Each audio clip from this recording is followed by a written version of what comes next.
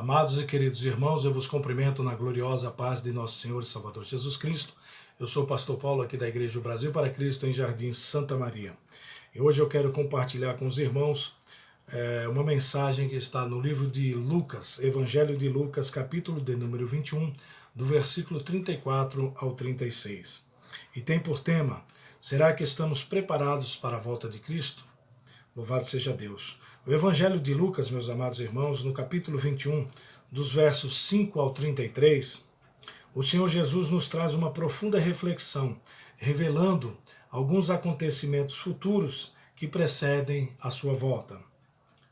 Dos versículos 34 ao 36, o Senhor Jesus nos instrui acerca da preparação para este grande evento. Louvado seja Deus. Servir ao Senhor Jesus requer de mim e de você, meus irmãos, renúncia, disciplina, determinação, perseverança, e por conta disso, muitos de nós estamos ociosos, ansiosos, dispersos, desapercebidos, despreparados. Portanto, vamos despertar, povo de Deus, eu e você. O arrebatamento é a porta do céu se abrindo para a igreja, mas só vai entrar os que estiverem preparados. Louvado seja Deus. Então, irmãos amados, esse grande evento vai pegar muita gente de surpresa. E eu louvei ao Senhor por esta revelação que Ele me deu nesta palavra. São apenas 3 versículos, mas resume tudo o que o Senhor Jesus tem para mim e para a tua vida, as condicionais, como nós vamos chegar naquele grande dia. Ele é tão maravilhoso que Ele nos prepara para esse dia. Então eu quero compartilhar com os irmãos a revelação que o Senhor me deu. Versículo 34, eu sempre gosto de explicar versículo a versículo, irmãos, esmiuçar o versículo para nós entendermos as palavras, o que significa cada uma. Vamos aqui estudar juntos para que sejamos edificados e o nome do Senhor, nosso Deus, venha a ser glorificado em nossas vidas. Amém? O versículo 34 de Lucas 21 diz assim: olhai, quer dizer, Jesus está dizendo, cuidado, seja prudente, por vós mesmos, para que não aconteça que o vosso coração se carregue de glutonaria, de embriaguez, em outras traduções tem mais uma palavra chamada devassidão, e dos cuidados da vida, e venha sobre vós de improviso aquele dia. Então observe uma coisa, Jesus começa nos advertindo, olhai, cuidai, seja prudente, por vós mesmos, ou seja, por mim e por você. Nós temos que tomar cuidado com a nossa salvação, essa preciosidade que o Senhor Jesus nos deu, para que não aconteça que o vosso coração, irmãos, coração, na Bíblia, ela aparece mais de 876 vezes. O que é esse coração que é tão mencionado? É uma forma figurada, do qual o Senhor fala do quê? Da essência do homem interior, o centro da nossa razão, do nosso sentido, do nosso intelecto, ou seja, é a mente. O coração, aqui na Bíblia, é a mente, é o nosso campo de batalha, onde travamos lutas com o inimigo. Porque, meu irmão, se ele dominar a tua mente, ele te domina por completo. E aí nós estamos perdidos, né? Então observem os conselhos do nosso Senhor e Salvador Jesus Cristo. Lá em Provérbios capítulo 4, versículo 23, diz assim: de tudo que se deve guardar, guarda o teu coração, porque dele procede as saídas da vida. Então protege a tua mente, porque é aí que vai te providenciar as saídas da vida. Então, se tiver uma mente sábia, com certeza você vai sair de qualquer situação difícil e o nome do Senhor vai ser glorificado na tua vida, na minha vida. Louvado seja Deus. Então, vamos adiante. Para que o seu coração não se carregue. Não se carregue de quê, irmãos? Carregar quer dizer bagagem, né? Para que a nossa mente não esteja sobrecarregada de bagagem. Que bagagem é essas coisas ruins, aquilo que contamina as nossas vidas? Então ele vem mencionando glutonaria, como eu disse em outras traduções está também devassidão, coloquei aqui também devassidão. E a glutonaria, meus irmãos, ela não está relacionada só a alimento, tá bom? Ela está relacionada a tudo aquilo que fazemos em extravagância. Seja na vida sexual, seja na vida financeira, tudo aquilo que a gente faz em excesso torna-se glutonaria. Então não é só alimento. A devassidão é vida pornográfica, é vida, né, de sexo ilícito, traições, adultérios, tudo isso aí está dentro da devassidão. Aqueles que têm uma vida sexual ilícita, né? Aqueles que se entregam às paixões do mundo. Então tudo isso está dentro de devassidão. Embriaguez. A embriaguez também, meus irmãos, não se refere somente à bebida. Ela também vai muito mais além, porque além da bebida tem outras coisas que também escravizam as pessoas. Além da bebida, do álcool em si, tem aí a cocaína, o crack, o êxtase, outros alucinógenos, e cada dia está surgindo mais e mais drogas poderosas que têm escravizado o ser humano, que têm destruído a vida de homens, até pais de famílias decentes, né? Dão um vacilo, Satanás entra e derruba a pessoa. Então temos que ser firmes e constantes, sempre abundantes na obra de Deus, como diz Paulo lá em 1 Coríntios, capítulo 15, versículo 58. Então nós temos que nos cuidar, nós temos que nos preservar para não cairmos nessas armadilhas de Satanás. Porque hoje, meus irmãos, nos dias que estamos vivendo, as pessoas estão aí tão ociosas, tão procurando algo que fazer, e às vezes ela dá uma vacilada e ou vai para o álcool, outro vai para o fumo, outro vai para as drogas, e aí, irmãos, a arruaça é grande, né? Então vamos nos precaver. E também ele fala dos cuidados da vida.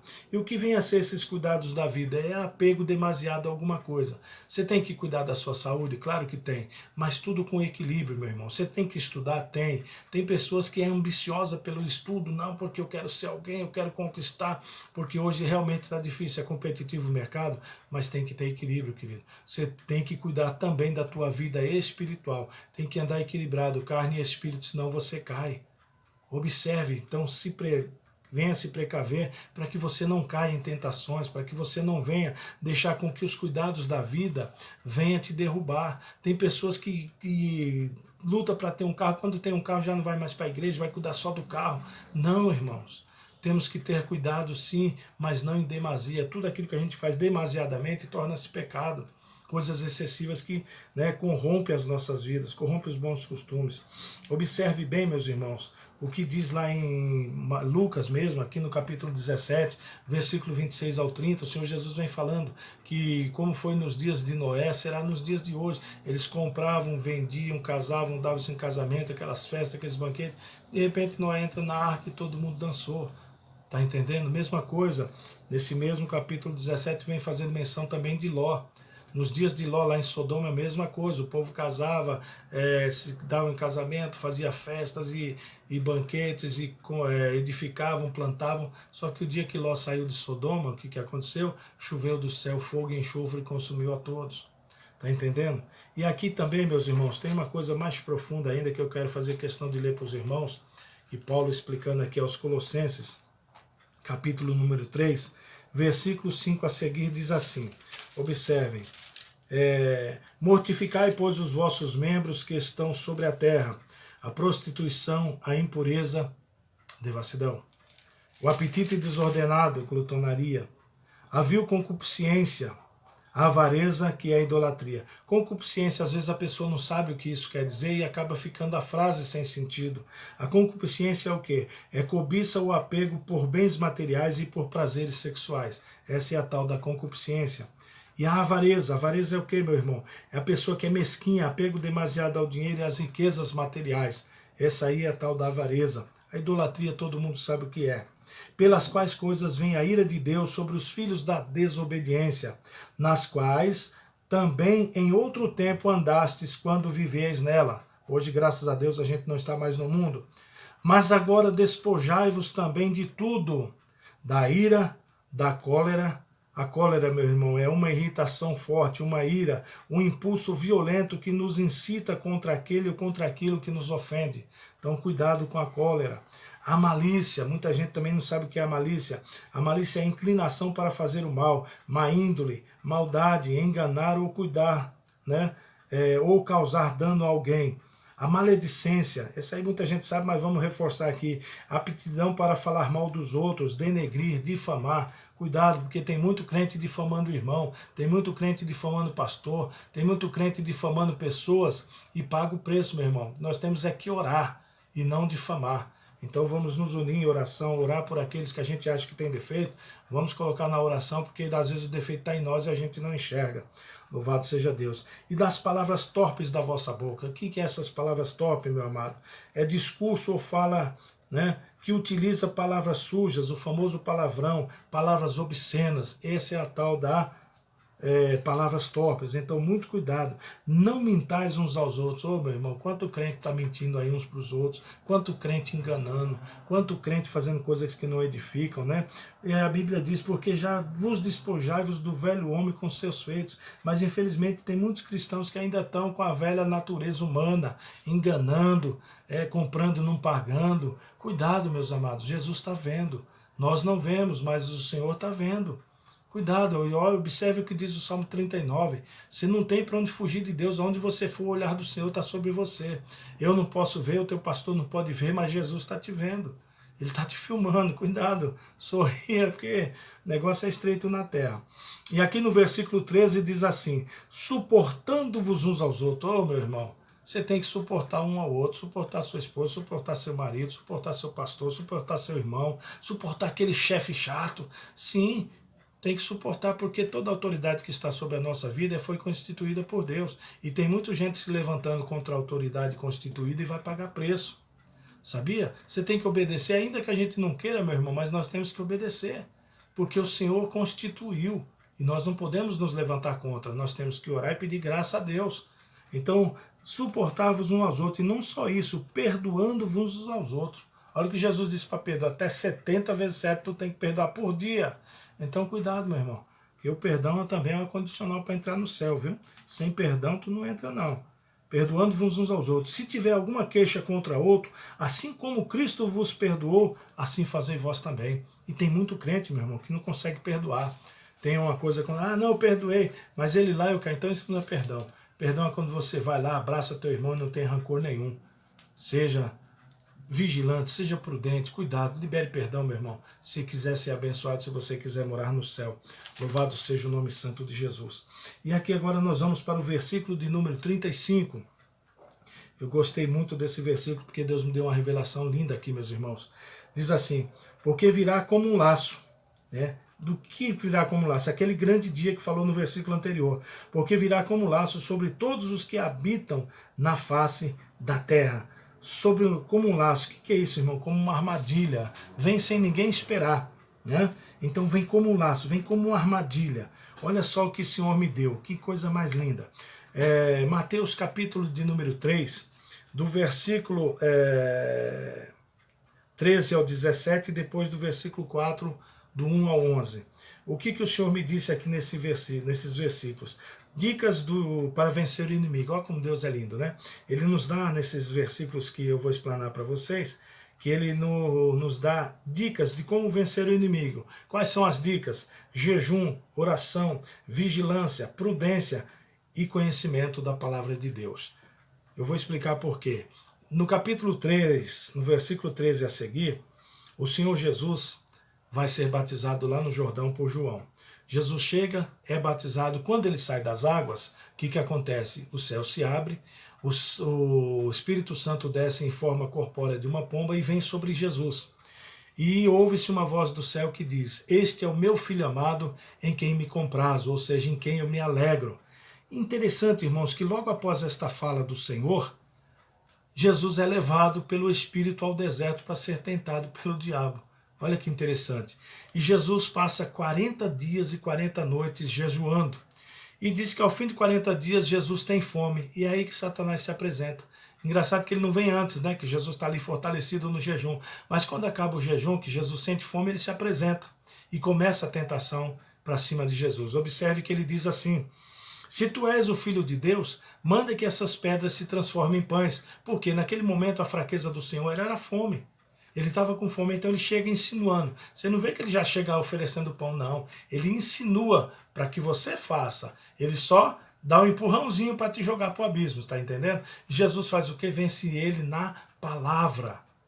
Na palavra Jesus venceu. Jesus disse, está escrito, nem só de pão viverá o homem, mas de toda palavra que sai da boca de Deus. Aí Satanás para, opa, peraí, me venceu na palavra, então eu vou para cima dele na palavra. Satanás transporta Jesus, coloca ele em cima do pináculo do templo ali na cidade santa e diz para ele: se tu és o filho de Deus, lança-te daqui abaixo, porque está escrito: dar ordem a teus anjos a teu respeito, para que nunca tropeces com teu pé em pedra. Aí Jesus responde: está escrito: não tentarás o Senhor teu Deus. Mais uma vez, Satanás pega Jesus, leva ele até um monte muito alto, mostra todo mundo e a riqueza dele, a glória deles e fala: tudo isso te darei se prostrado me adorares. E Jesus responde o quê? Vai-te, Satanás, porque está escrito: só o Senhor teu Deus servirás, só a ele, né? Só o teu Deus adorarás e só a ele servirás. E aí a palavra nos relata que Satanás se ausenta e vem os anjos e serve a Jesus. Então, meus irmãos, observem que essas são as dicas de Jesus. Jesus venceu Satanás como? No jejum, na oração, na vigilância, na prudência e no conhecimento da palavra. Você vê que ele tentou Jesus, ele conhece a palavra. E eu e você, meus irmãos, nós somos carne, somos fracos.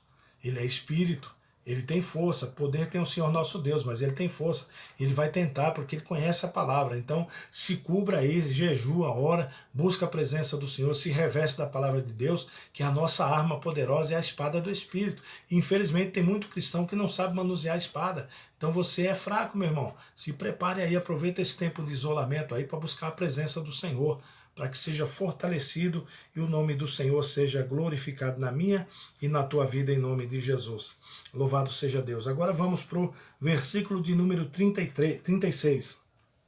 Louvado seja Deus. A palavra do Senhor nos diz assim: vigiai. Ou seja, Jesus está dizendo: olha, existe perigo. Observe que no 34 ele começa dizendo: olhai, tenha cuidado, seja prudente. E no 36 ele diz: vigiai. Seja prudente, olha, existe perigo, cuidado. Vigiai, pois, em todo o tempo. Ele não está dizendo vigie um pouquinho, não, meu irmão, em todo o tempo. Na gíria popular a gente diria o seguinte: é fritar o peixe e olhar o gato, dormir com o olho aberto e outro fechado, é vigiar 24 horas por dia. Crente não pode vacilar, meu irmão, porque o inimigo está ao derredor. Então Jesus disse: vigiai, pois, em todo o tempo, orando, para que sejais ávidos, ou seja, sejais achados dignos de evitar todas essas coisas que hão de acontecer. Então Jesus está dizendo: olha, tudo aquilo que eu avisei no começo do capítulo 21, a partir do versículo 5, todas essas coisas que vão acontecer, esses acontecimentos futuros, se vocês estiverem na minha palavra, se vocês estiverem na posição, se vocês estiverem realmente vigilantes, prudentes, vocês vão evitar todos esses sofrimentos, todas essas coisas que hão de vir sobre toda a terra. E não somente isso, de estar em pé diante do Filho do Homem. Eu falei: Senhor Jesus, está em pé, o que o Senhor quer dizer? Ele falou: honra. Estar de pé aqui quer dizer honra. Você não só vai evitar todo esse sofrimento, todas as coisas que vão vir sobre a face da terra, mas como você vai ser honrado por mim. Aleluia, você vai para a glória, você vai junto comigo, ao soar da trombeta, tu vai subir se estiver de acordo com a palavra, cumprindo todos esses ensinamentos que eu estou dando para vocês, esse manual, essas instruções. E olha que coisa linda, irmãos, que Deus me falou, louvado seja Deus. Quando Jesus foi crucificado, quando ele estava ali na cruz, ele deu a senha para Deus. Que coisa mais linda, eu fiquei maravilhado quando Deus me falou isso, irmãos. O Senhor falou dessa maneira comigo. E eu fiquei assim, eu estava deitado quando o Senhor me deu essa revelação. Jesus, quando ele passou a senha para o Senhor, ele disse assim: Pai, perdoa-lhes, porque eles não sabem o que fazem. E eu falei: e o que isso quer dizer, Senhor? Ele falou: se o meu filho não liberasse o perdão, não teria arrebatamento. Se o meu filho não liberasse o perdão, eu não tinha como abrir a porta dos céus para o arrebatamento, para a entrada da igreja, aquele povo que ele comprou. Porque aquele povo que ovacionou, aquele povo que o adorou, que ele curou, que ele libertou, que ele transformou, que ele abençoou, foi o mesmo povo que o crucificou. Então, se ele não tivesse liberado o perdão, eu não tinha como abrir a porta do céu para a igreja. Então não teria arrebatamento. Aí eu fiquei maravilhado com essa revelação que o Senhor me deu. Então, irmãos, é muito sério o negócio. A gente tem que se preparar, porque a vinda do Senhor está próxima.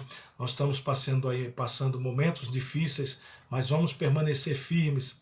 e confiantes no Senhor, porque vamos ser mais do que vitoriosos. Mas tem esses passos que a gente tem que fazer. Nós temos que fazer a nossa parte, porque o Senhor garante a dele.